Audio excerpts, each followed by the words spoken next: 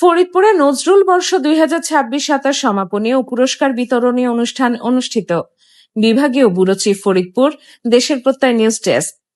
ফরিদপুর জেলা শিল্পকলা একাডেমির উদ্যোগে নজরুল বর্ষ ২০২৬-২৭ উপলক্ষে সমাপনী ও পুরস্কার বিতরণী অনুষ্ঠান শনিবার ৪ জুলাই বিকেল ৩:৩০টায় জেলা শিল্পকলা একাডেমি মিলনায়তনে অনুষ্ঠিত হয়েছে।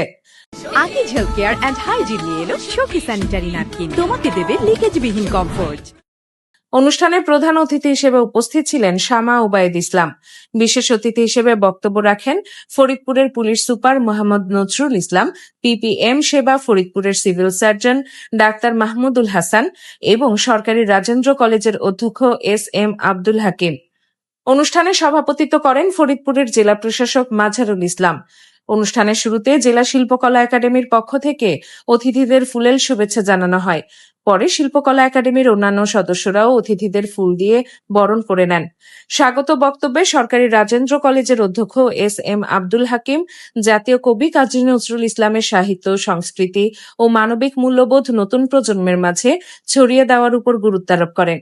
Civil surgeon doctor Mahmudul Hasan তার বক্তব্যে বলেন, জাতীয় কবি কাজী নজরুল ইসলাম বাংলাদেশের মাটিতে শেষ নিঃশ্বাস ত্যাগ করেন এবং ঢাকা বিশ্ববিদ্যালয় প্রাঙ্গণে তার সমাধি অবস্থিত।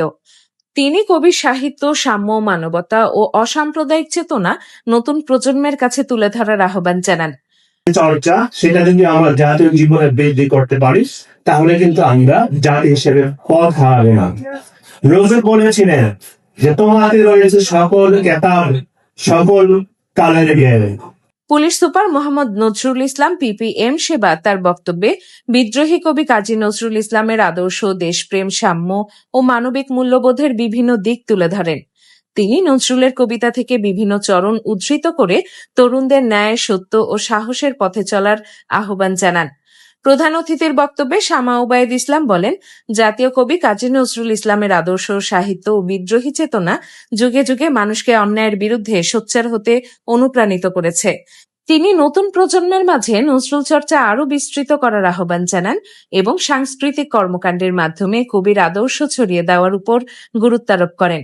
সাংস্কৃতিক সংগঠন এবং স্থানীয় প্রশাসনের সমন্বিত উদ্যোগের মাধ্যমে নজরুল চর্চাকে আরো বিস্তৃত করতে হবে। আমি বিশেষভাবে ধন্যবাদ জানাই ফরিদপুর জেলা প্রশাসনকে এবং যারা আজকে এই আয়োজনটি করেছেন।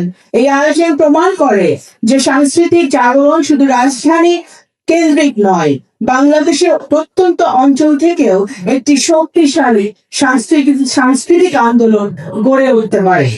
আসুন আমরা জাতীয় কবি অমর বাড়িকে হৃদয়ে ধারণ করি। আমরা এমন একটি বাংলাদেশ। অনুষ্ঠানে আরো উপস্থিত ছিলেন ফরিদপুর জেলা বিএনপির আহ্বায়ক অ্যাডভোকেট মোদাররেস আলী ঈসা সহ বিএনপির বিভিন্ন অঙ্গ ও সহযোগী সংগঠনের নেতাকর্মী, বিভিন্ন শিক্ষা প্রতিষ্ঠানের শিক্ষক শিক্ষার্থী, সাংস্কৃতিক ব্যক্তিত্ব, সুধীজন এবং আইন শৃঙ্খলা বাহিনীর সদস্যরা। শেষে নজরুল বর্ষ উপলক্ষে আয়োজিত বিভিন্ন প্রতিযোগিতায় বিজয়ীদের মাঝে পুরস্কার বিতরণ করা হয়। পাশাপাশি সাংস্কৃতিক পরিবেশনায় জাতীয় কবি কাজী নজরুল ইসলামের গান, কবিতা আবৃত্তি ও নৃত্য পরিবেশিত হয়, যা উপস্থিত দর্শকদের মুগ্ধ করে।